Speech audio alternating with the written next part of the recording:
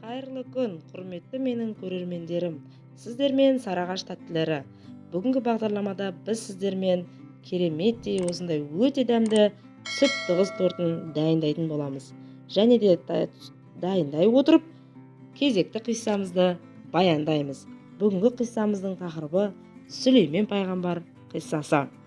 Сүлеймен пайғамбарға Алла тағала жер бетіндегі жортқан аң, ұшқан құс, судағы балықтың тілін білетін қасиетті дарытыпты. Ол сыртқа шықса, тау, тас, ағаштар өздерінен хабар беріп, кәдеге жаратуын сұрап тұратын. Біреуі менде алтын, күміс бар, соны ал десе, енді біреуі қойнымда інжу, жақұт жасырылған, игілігіңе жарат дейтін. Сүлеймен жастайынан шешендігімен, даналығымен көзге түседі. Бірде екі кісі дауласып, Дәуіттің алдына келеді. Біреуі егініме сиырын жіберіп, бидайымды жегізді, бала-шағам аш қалды десе, екіншісі егінін қоршап қоймай ма, сиырда ақыл бар ма деді. Дәуіт әрі-бері ойланып, егіншіге сен астығың үшін сиырын ал деп билік айтты. Малшы егіншіге сиырын бермеді. Дау өршіп, от Дәуітке тағы келді. Сол кезде есік алдында ойнап отырған Сүлеймен: әке, билігің қате, егінші тамақтан тарықпас үшін сиырды алып су алғанша сүтін ішсін, егіні піскенде малшыға бидайдан үлес берсін деді. Бұл сөзге малшы да егінші де риза болды. Бірі сиырын, бірі егінін беріп дос болып кетіпті. Сүлеймен мен Былқыс. Бір күні Сүлеймен аң құстарды түгел жинайды. Сөйтсе жиналысқа көкек келмей қалады. Сүлеймен қаһарланып оны алып келуге бүркітті жұмсайды. Бүркіт көкекті тауып алып келеді. Сүлеймен: қайда жүрсің деп сұрайды. Көкек: Саба атты қалаға бардым. Нағыз ертегілер ел екен. Онда Былқыс деген ару патшаны көрдім. Ай десе аузы, күн десе көзі бар, балдан тәтті сөзі бар, хас сұлудың нағыз өзі екен. Нәзік даусына мас болып, 3 күн естен танып жаттым деді. Сүлеймен Былқысқа сыртынан ғашық болады. Көкекті елшілікке жіберіп, оны өзіне қонаққа шақырады. Былқыс сән салтанатымен бірге келмек болады. Бірақ алдын ала Сүлейменге хабар жіберіп: егер хақ пайғамбар екені рас болса, менің сынағымнан өтсін. 100 адамды бірдей етіп киіндірем. Олардың түріне қарамастан, ұл не қыз екенін айырсын. Құмырамды суға толтырсын. Бірақ жер бетіндегі ешбір судан алып қоспасын. Жіберген биелердің буаз қысырын сыртынан қарап айтып берсін. Жақұт тастар жіберем. Асыл тастарға ешбір дию пері адамның қолын тигізбей ортасынан тессін деп жіп өткізіп, алқасын өзіме қайтарсын. Асыл тастарға ешбір дию пері адамның қолын тигізбей ортасынан тессін де жіп өткізіп, алқа етіп өзіме қайтарсын.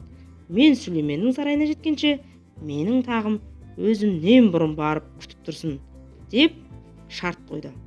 Сүлеймен Былқыс жіберген 100 адамға: жерге жайғасып отырыңдар деді. Олардың тең жартысы малдас құрып отырды. Соған қарап, ұл қызын бірден айырды. Аспандағы бұлтқа әмір беріп, құмыраны аспан суына толтырды. Биелерді қуып айдатады. Ішіндегі тез терлеген биелерді көріп, олардың құлынды бие екенін бірден білді. Жақұт тастарды пештен 2 құрт келіп тесіп берді. Ортасынан жіп өткізіп, алқасын өзіне қайтарды. Кезек Былқыстың тағына келгенде Сүлеймен: кім Былқыстың тағын жылдам әкеледі деп сұрады.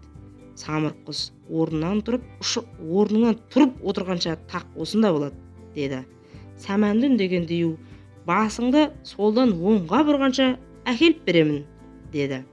Асып ұлы Барқия деген әулие тұрып, көзді ашып жұмғанша жеткіз аламын деді. Сүлеймен Асып ұлының кереметін көргісі келіп, оған рұқсат етті. Көзді ашып жұмғанша алтын тақ алдында тұрды. Сүлеймен: қалай жылдам әкелдің деді. Ол: ұлық Алла адамның рухын бәрінен жоғары артық етіп жаратқан. Адамның жүрек көзі ашылып, рухы кемеліне келсе, әлемде қол жетпейтін нәрсе болмас деді. Сүлеймен риза болып, осының бәрі мейірімді ұлық бір Алланың шексіз шарапаты деді. Осылайша Сүлеймен Былқыстың барлық сынағынан сүрінбей өтіп, өзіне адал жар етіп алыпты. Есек пен өгіздің хикаясы. Бір күні бір кісі Сүлейменге келіп, жануардың тілін үйрет деп өтінді. Сүлеймен: оны қайтесің? Басыңа бәле шақырады. Одан да үйіңе береке кіргізіп, шаңырағыңа шаттық ұялататын рухани ілім үйрен, деді. Келген адам езеуреп отырып алды.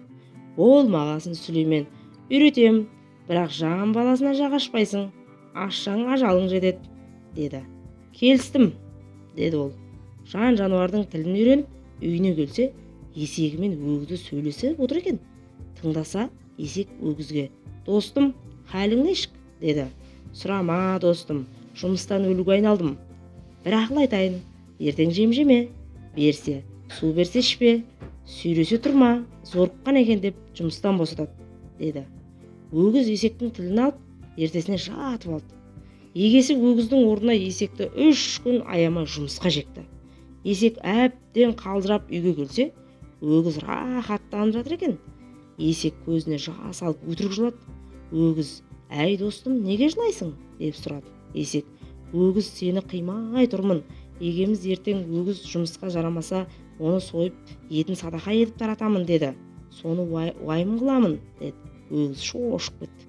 Жалма-жан атып тұрып жем-шөпті жеп қойды. Ертесіне жұмысқа қайта жегілді.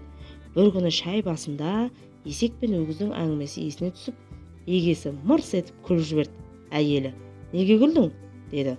Ері айта алмайды, айтса өледі. Әйелі қитығып, сол күннен бастап күйеуіне қырсығып, бүк түсіп, теріс қарап жатып алды. Күндіз күйеуіне шай да бермеді. Туыстары келсе қабақшытып, қонақ келсе күңкілдеді. Отбасының берекесі кетті. Күйеуі бүйтіп қор болғанша айтып өлген жақсы деп ойлады. Далаға шықса, иті қоразға қарап үріп тұр екен. Әй қораз, несін емессің? Егеміз өлейін деп жатыр. Ол өлсе күніміз қараң. Байын бездірген қатын малын бездірмей ме, деді. Қораз: сауап, оған сол керек. Пайғамбардан өзіне қатысты жоқ ілім үйренгенше, қатын бала шағасын жөнге салатын білім үйренмей ме? Сонда бақытты болар еді. Енді бір әйелге әлі келмей абыройсыз өлетін болды, деді. Қораздың сөзін естіп, егесі есеңгіреп қалды. Қателігін түсініп, пайғамбарға қайта барып, отбасы тәрбиесін үйреніпті, деп бүгінгі қиссамызды аяқтаймыз. Және де біздің кереметтей тортымыз да дайын. Ал достар, менің видеоларым, қиссаларым ұнаған болса, менің каналыма тіркеліп, лайк басып, комментарий жазып қойыңыздар. Келесі бағдарламада кездескенше сау, саламат болыңыздар.